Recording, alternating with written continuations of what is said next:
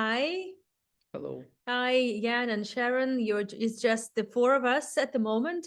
Hopefully, more viewers will join at some point.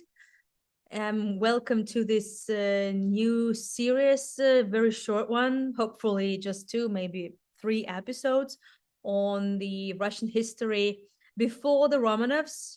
Misha, about 2 weeks ago, wrapped up a series of tours on Russian culture, history, Shavuotov,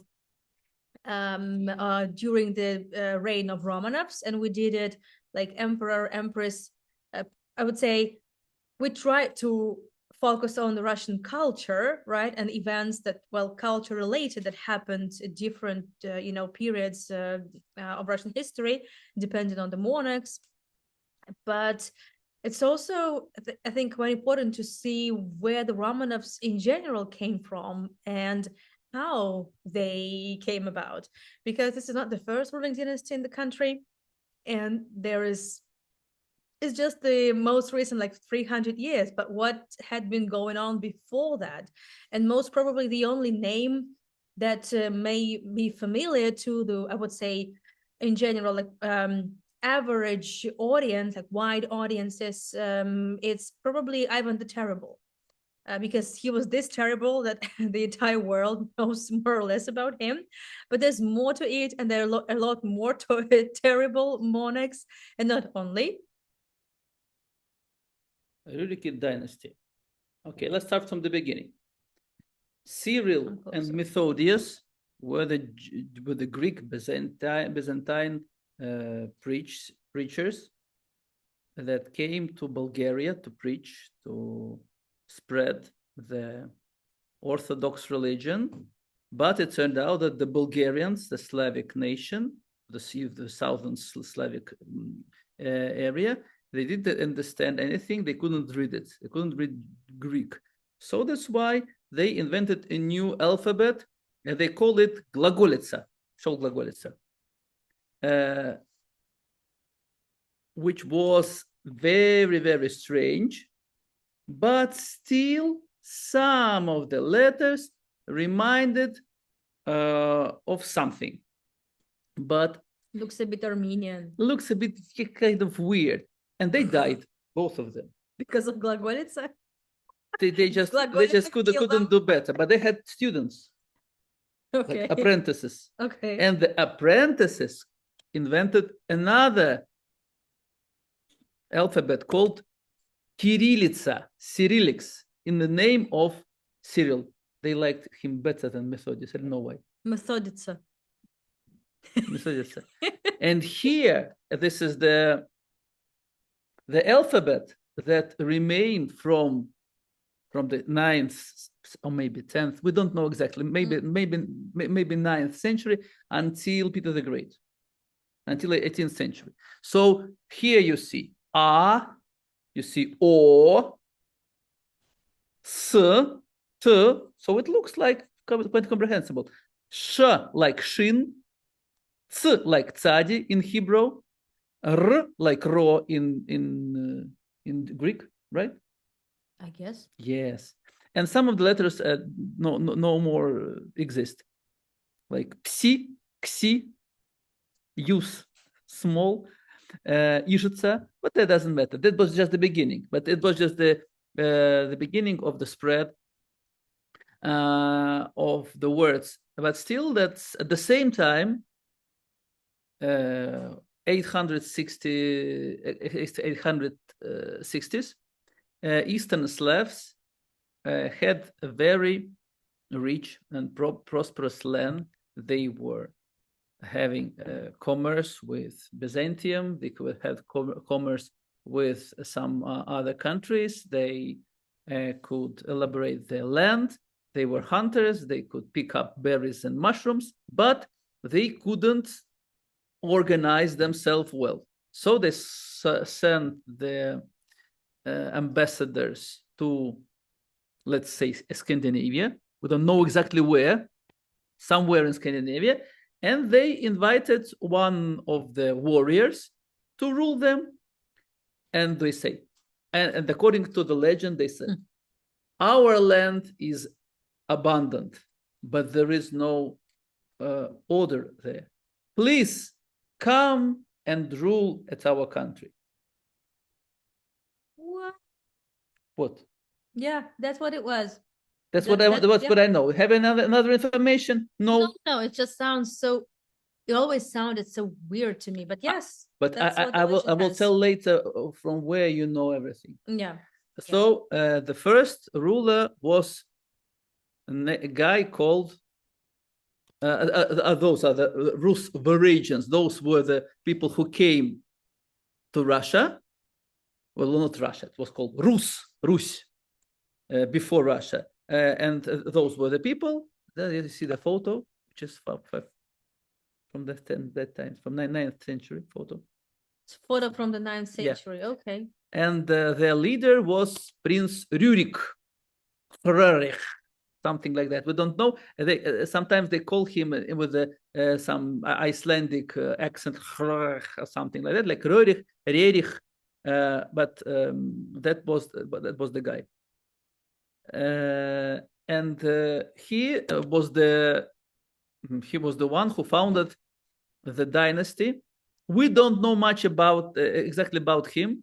He even came with 2 brothers, or it's just 2 words that look like names. We don't know exactly. Mm-hmm.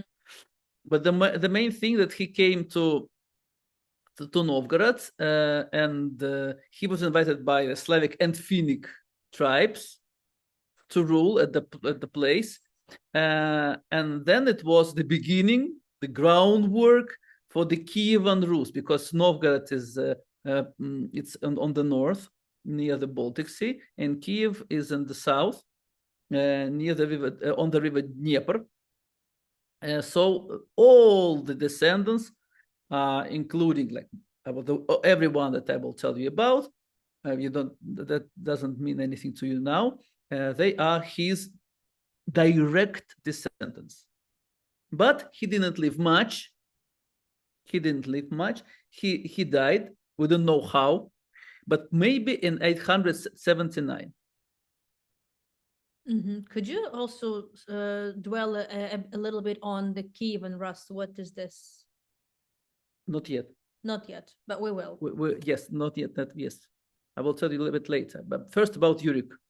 And Rurik had one successor. He was a child who was like 3 years old, but somebody needed to rule the country. So one of his warriors, one of the commanders in chief, was a ruler called Seer Oleg, or Oleg the Seer, Oleg the Wise. He was a great warrior, and he was kind of a co-ruler of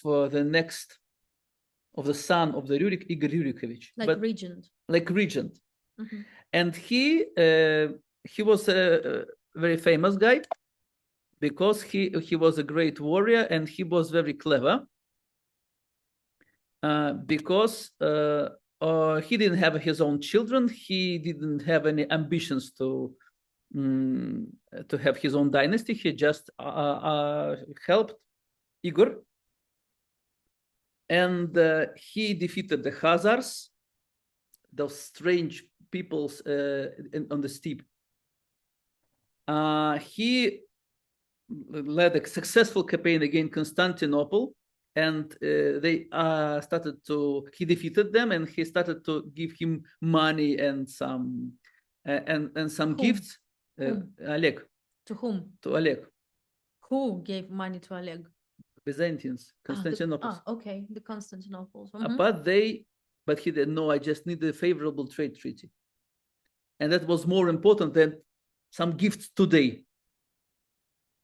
Yes. Mm-hmm. And as it was long time ago, many years ago, we don't know much exactly about him, and he died because of the horse. Probably he was bitten by a snake, but that's not the point. The point is that it became very famous in 19th century. So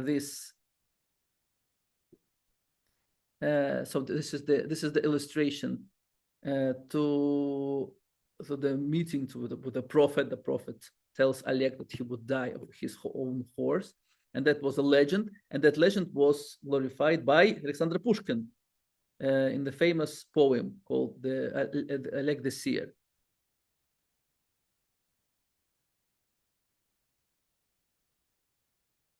This is the fragment, the beginning and the end.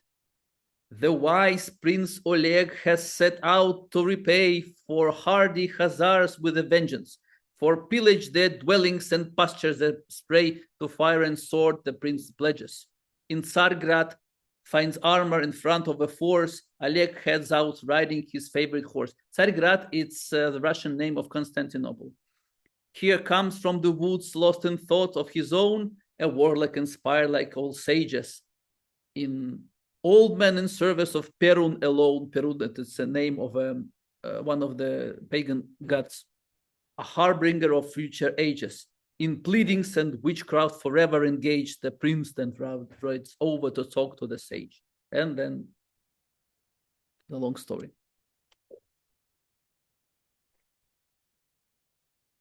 This is Constantinople, Tsargrad. Constantinople was the capital of the Byzantine Empire, the most famous, the most prosperous, the richest empire of those times. I'm talking about 9th century. And the idea was, if you have trade with Byzantine Empire, we have with Constantinople, that means your country will be prosperous as well.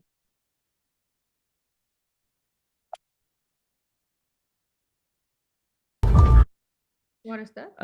And this is the trailer of a movie dedicated to Oleg, and somehow relates this poem of Alexander Pushkin. Потому что мне нужны лучшие. А славяне? Славяне храбры и отважны в сече. Но мечом они владеют хуже, чем плугом. Так научи их владеть мечом. На лес смотри.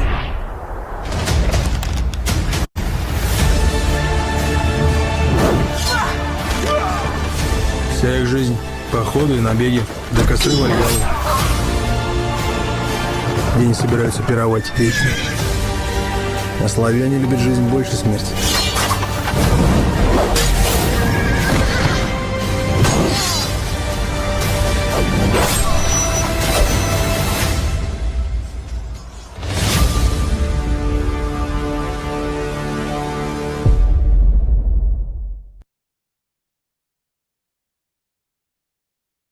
Eventually, Oleg died of his horse or of a snake, I don't know.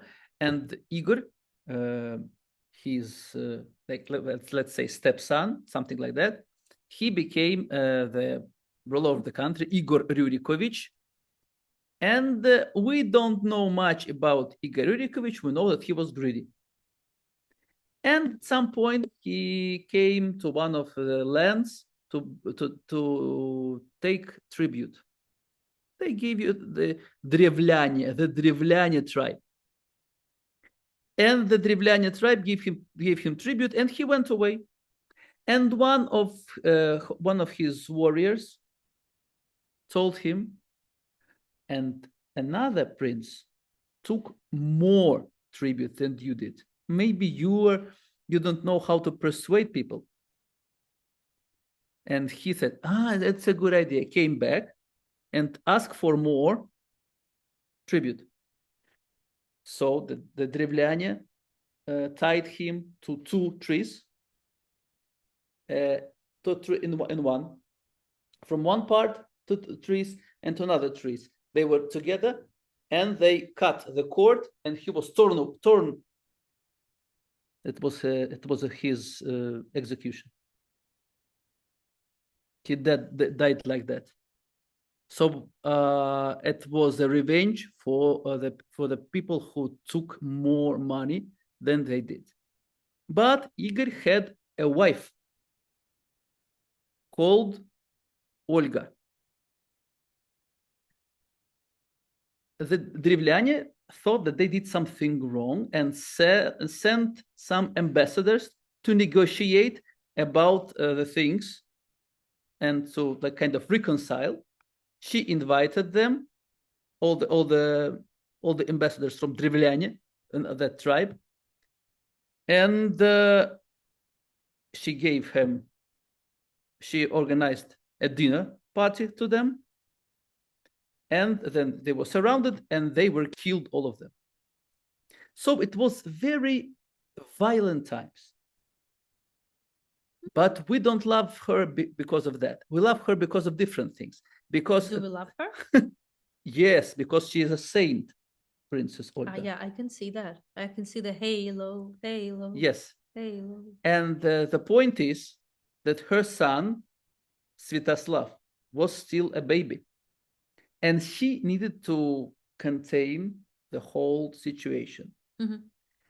And she went to Constantinople to meet the emperor. And the Emperor Constantine VII told her, well, I cannot deal with you because you're heathen and I am Christian. She said, okay, baptize me. And Emperor Constantine and the Patriarch Polyactus baptized her. And somehow Constantine became a godfather to her. And as she was a widow, To her son. To her. Okay. Not to her, or to her. And she came like an ambassador, more or less. And it was like a event during that things. And she said, okay, you're a widow. I am free. Who said? The emperor. Okay. I want to marry you. She said, no, you cannot marry me. Why? But because you are my godfather. That means you cannot marry your daughter. Yes? I said, you tricked me, said Constantine. And he appreciated her wit and gave her some good treaty conditions, and she came back home. And that's how she became the first Christian ruler in the Russia, in the Rus. That was clever. Mm-hmm. Smooth. Vladimir the Great was her grandson. He was one of the grandchildren of Olga and Igor, one of the children of Svetoslav. We don't know much about Svetoslav. We just know that he wasn't a Christian. Vladimir wasn't the eldest son. He was one of the sons, and also he was kind of illegitimate because his father had affairs with different ladies, and his mother was Malusha, lady, a key keeper. So they said that probably she was a slave. And originally, he didn't have a very high status in the hierarchy of the great princes. But he was very clever, and he tricked them all. He organized some of the battles against his brothers and nephews and uncles. So he set up his own family. He set up his own family, and he tricked everybody. And he decided to, and he was the first real prince of Kiev. So he kind of, he came to Kiev, because before that it was between Kiev and Novgorod. And from that, from his times, Kiev became the capital. It wasn't the capital like in, let's say, in Great Britain. It was the capital like in the United States. So it was like kind of states, and with one leader who wasn't monarch, as we call him monarch, but he was the first of the equals. Because every small province had their own princess. And he did he unified Kievan Rus, meaning the Rus with the Kiev as a capital. Mhm. He united the Slavic tribes, Krivichi, Древляне, Radimichi. They were normally Slavic. Some of them were Finnic, but and they kind of needed to find peace with the Polovtsi, which were the Turkic tribe, and they had trade with Byzantium. And what happened with Novgorod? Novgorod became kind of second capital, but it was more republic. I will tell more about Novgorod next time, because Novgorod reached its peak on the next period, because this period is about Kiev and Vladimir. Okay. Now about Kiev. And Vladimir? What is Vladimir? Another city. I will tell you about later, because Vladimir didn't even exist during Vladimir the Great. Vladimir is the name. And the main thing about Vladimir was, and he was proclaimed saint after that, because he promoted Orthodox Christianity. There is a legend. It's clearly a legend, but everybody knows that legend. Jews came to, he needed some religion. Jews came to Vladimir and told, let's be Jewish. And he said, you are dispersed throughout the world. That means you cannot hold your own state. We don't need you. Muslims said, you will have, in the heaven, you will have a lot of fun and a lot of lust and a lot of everything. And lots of virgins in heaven. And lots of virgins, and they will have, yes, but now you have to do the circumcision, and you cannot allow to eat pork. And the worst thing, can't drink alcohol. Spoiler.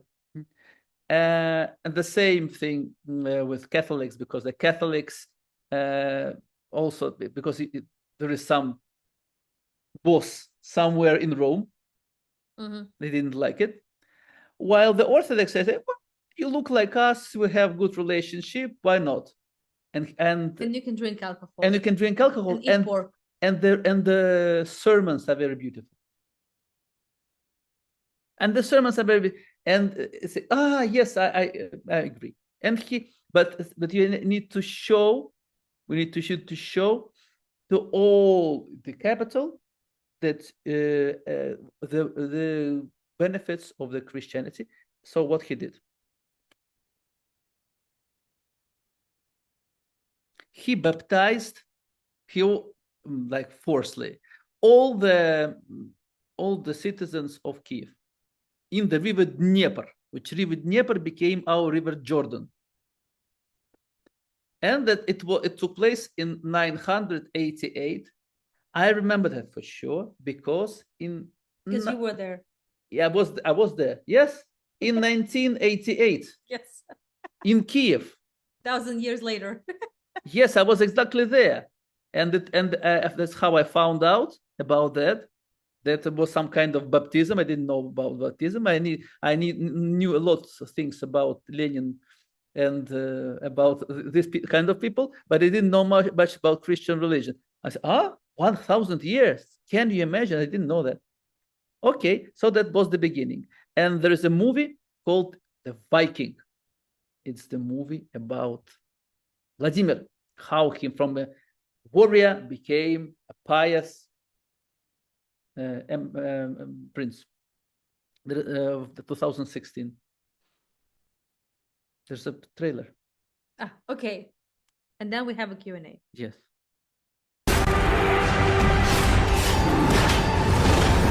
Ее хочу. Жены.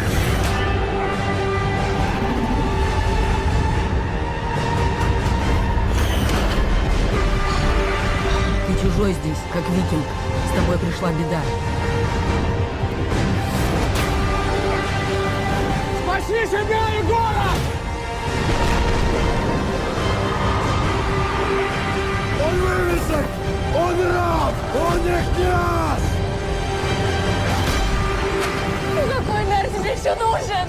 От какого бога?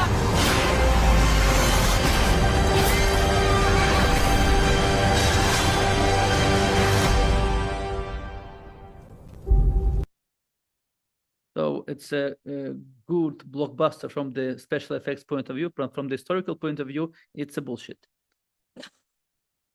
Monument to Great Prince. The same time, Q&A? the same. I will say, just tell me to end with Prince. The same year when the Viking movie premiered, this monument was erected in front of Moscow, Kremlin, which was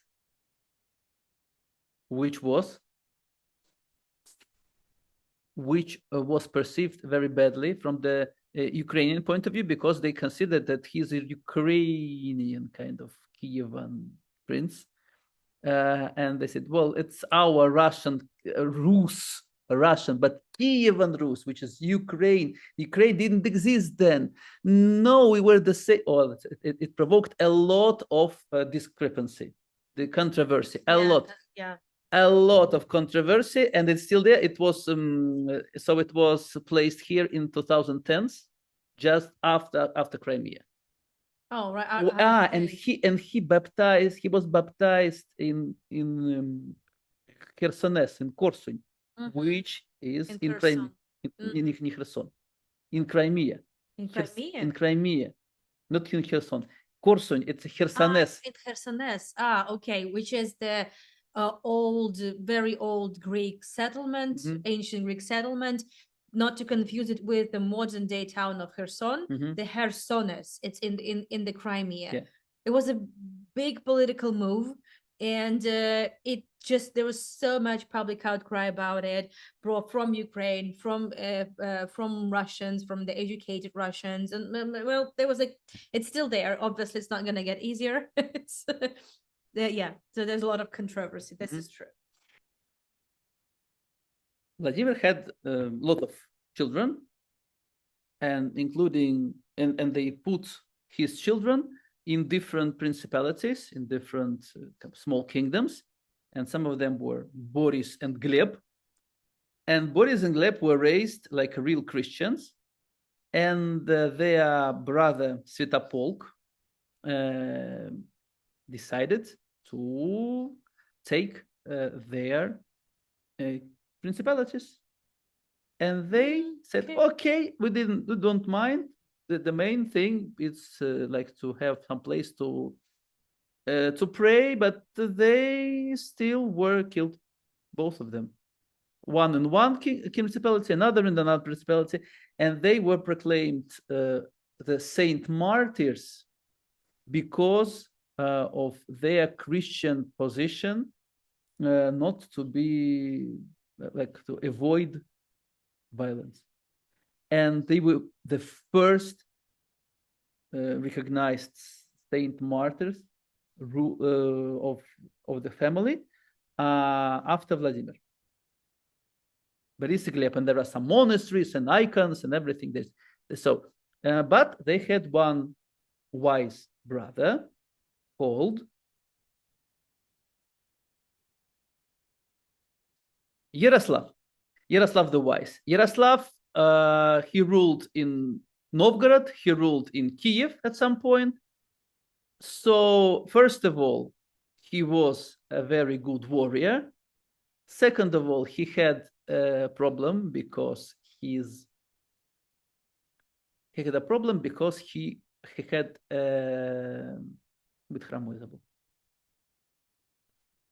Yeah, I forgot that. Like limp. Limp. He was limp, which wasn't very good for a warrior of that time, especially for a leader. He was a prince of Novgorod, but he was very clever, and he managed to limp. And he was one of the most famous. I just want to show you a trailer of a movie that just to give you a hint about how were the times, more or less. It doesn't tell much of the story, and especially I don't believe in anything at all. And then I will tell you about some details of his life. твою дочь. Райда моя. Они убьют тебя. Ночью я помогу тебе бежать. Пора объявить медведем княжью волю. Пусть дань платят. К нам уже приходили с миром. Убивали нас.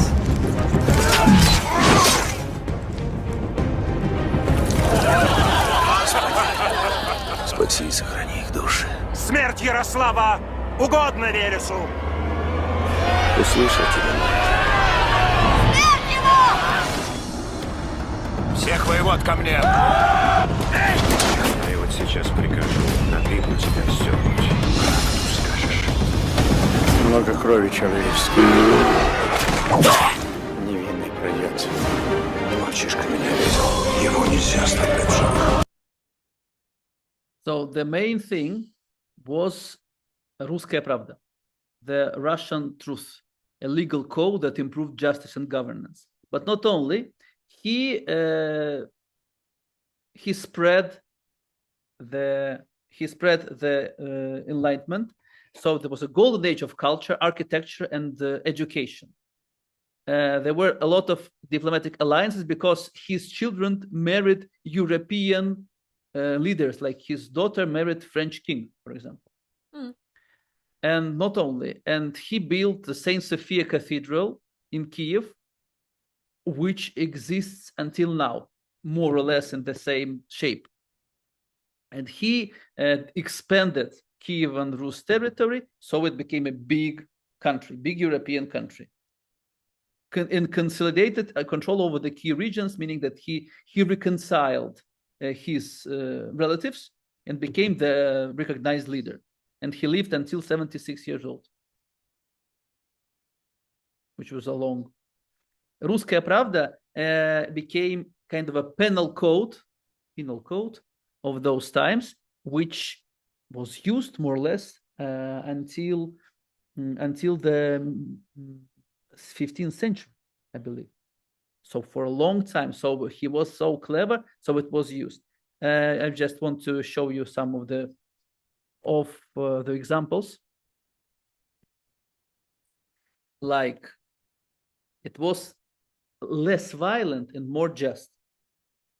Like, blood feuds, for example, for murder were replaced with a monetary compensation.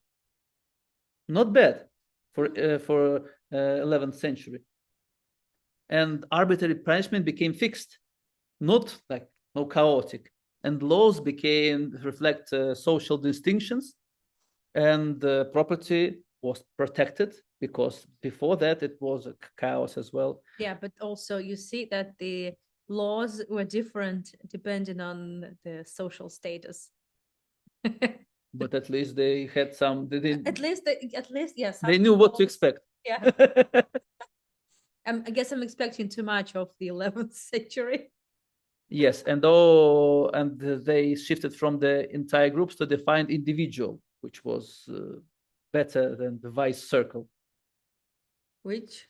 What? I mean, the accountability shifted from the entire groups to the defined individual. So people weren't responsible for other people's mistakes. Okay. So he became one of the greatest rulers of that time. It was really the arts flourished and everything was okay.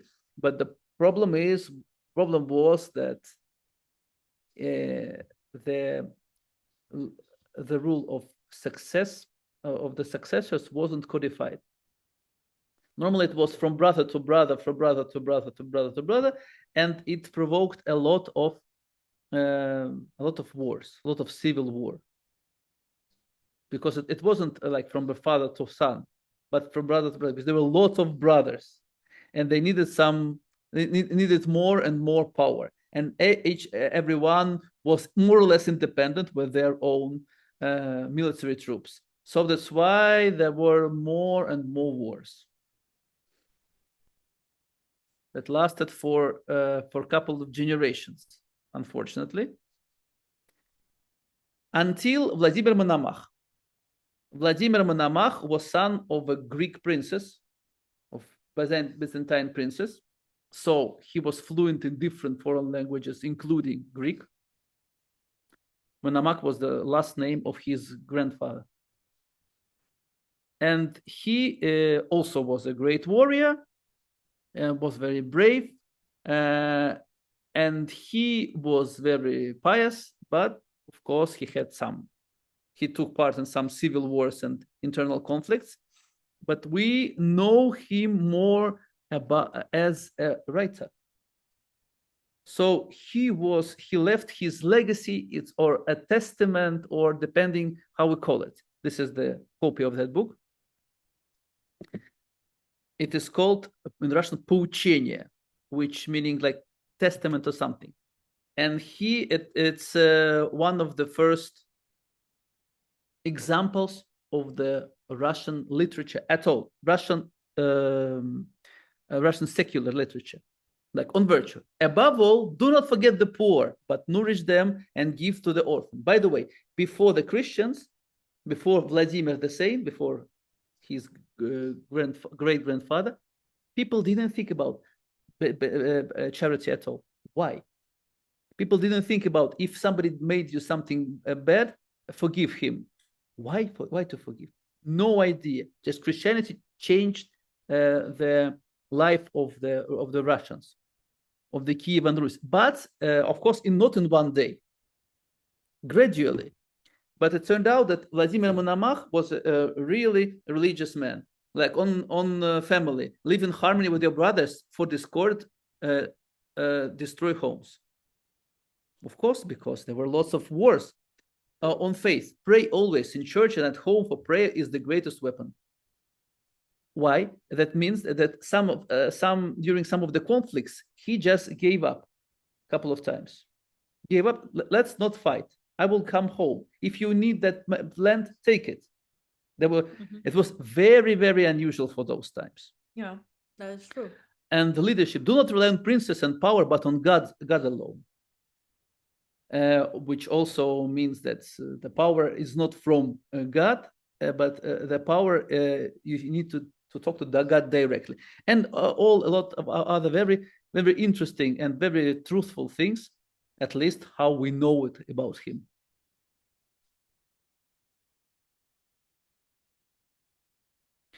Monomach's head, it didn't belong to Monomach himself. He had some head, which was kind of a crown, but then they made some copy in the later times, and the original wasn't reserved. But this one, probably from the 15th century, then it was decorated with precious stones, with the fur, and then it became the main coronation head until late 17th century. And now it is preserved it's exhibited in the armory chamber.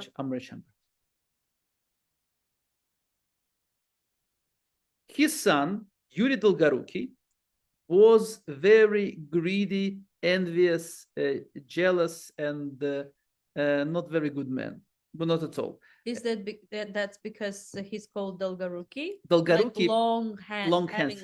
Like he wanted to take more than he had rights to. He was one of the children of Vladimir Monomach, and he always had fight with his brothers, with his cousins, with his nephews, and he became the ruler of Kiev twice. And both times people hated him. He was just very strong. He had very good warriors. But he was the first to think about moving to founding another capital. He didn't have a chance to reach Kiev, and he started to live in some other region. It was Vladimir, Suzdal, and he founded a small village called Moscow. And it started with a conflict. It was, he just visited one boyard, one nobleman. He came to him. He said, I'm a prince. Invite me. I said, I don't need any princes here. Who said? That boyard. Ah, okay. And Yuri killed him. Took his children and his children became his the children of that boyard Kuchka became his serfs, not serfs, servants. Okay. Servants, Mhm. and one of the daughter of Kuchka became the wife of his son Andrei. And at the place where that house was, now there is a Lubyanka Street in the center of Moscow. Mhm. That's more or less here, maybe.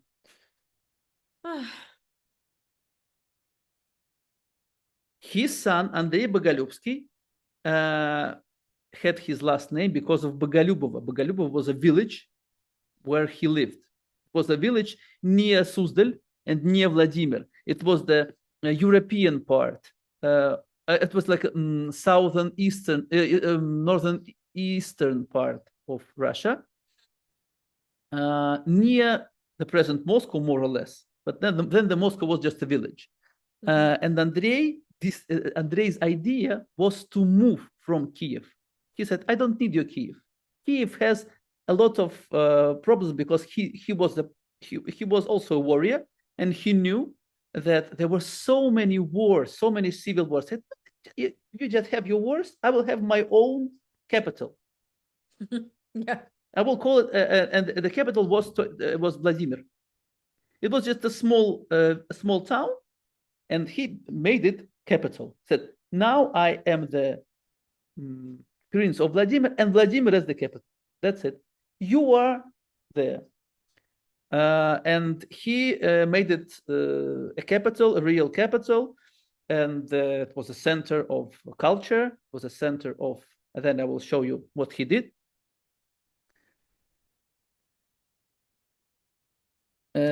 During his time, Our Lady of Vladimir, this icon was painted. This is the oldest known to us icon in Russia. Where is it? It is in Moscow now. Mm-hmm. So the church on the intersection on Nerli was also built during his reign. One of the most beautiful churches, especially look at this perfect reflection of the water.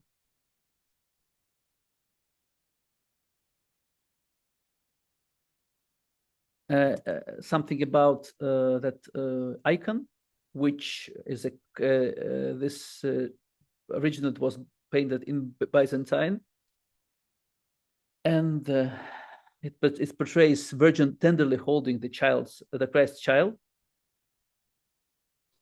as a child, and it has miraculous powers, and it prevented from Russia from invading during the Mongols and later the Tatars to all the territories. So it wasn't conquered; it was just. So it is believed that this icon prevented it saved Russia from invasions, from the Tatar Mongol invasions, which kind of still happened, but it wasn't. They didn't raise all the cities. That's true. Yeah. Okay. And then protected from Tamerlan in the 14th century. Okay. And now it's housed in Tretyakov Gallery, the main Russian, one of two Russian museums of Russia, Russian Museum and Tretyakov Gallery. And this which is a replica of the painting, which was in Jerusalem, painted by evangelist Lucas. Mm-hmm. And it was painted on the presence of the Virgin Mary herself. So that's how it is believed. Okay. Mm-hmm. Very, very famous icon. Yeah. Shall we wrap it up, or you still have a bit more? Just Всеволод the Greatness, just a bit. It's the son of Andrei Bogolyubsky. He was the last prince to be the to be the prince with Vladimir as a capital of other principalities. After him, it was just a bunch of small principalities that had war everybody against everybody.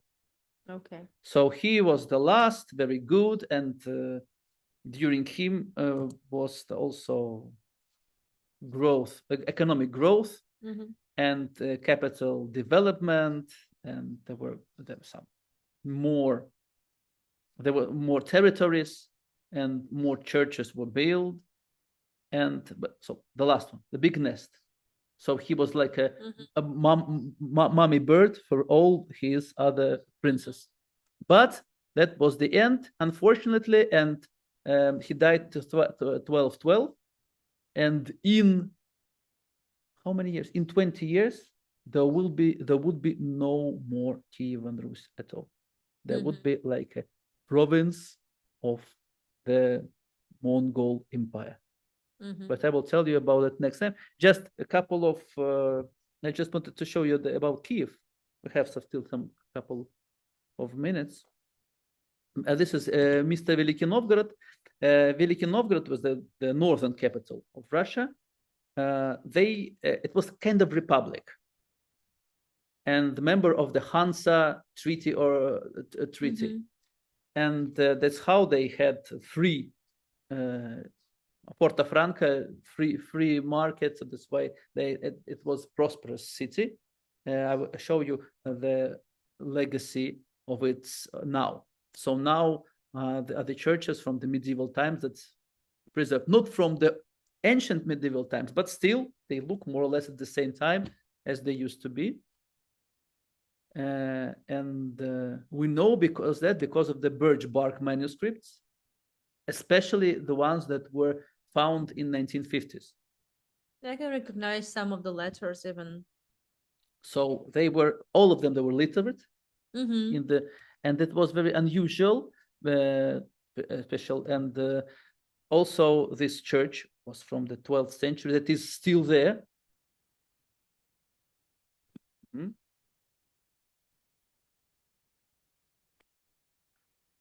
And this one. And this is Kiev, the Kiev-Pechorsk Lavra. You see different landscape. Also, this was a part that became the capital of the kind of southern western part of Russia that eventually would become Ukraine. Yeah. They started to speak a bit different language. First it was a dialect, then it was different part, and then it was conquered. And I want to show you just the last trailer of a cartoon franchise, the Three Bogatirs, 3 knights, 13 cartoons, 13 cartoons now. It's a story about 3 legendary knights and the Prince of Kiev, like imaginary Prince of Kiev of this period, and that will be it. Okay?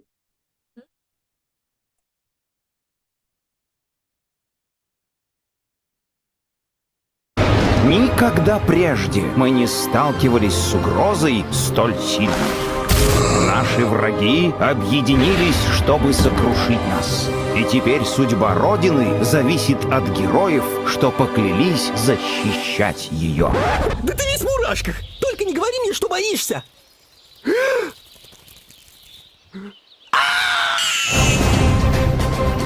Я пропал! Что же нам делать? Мы примем бой!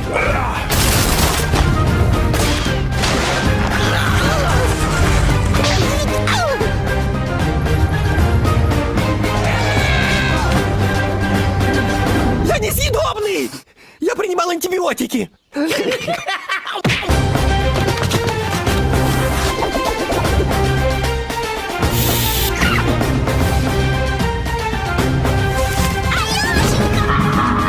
Они ни разу не проигрывали, а тут подчистую. Юлий! Yeah, it was really good. Thank you for joining, and bye-bye.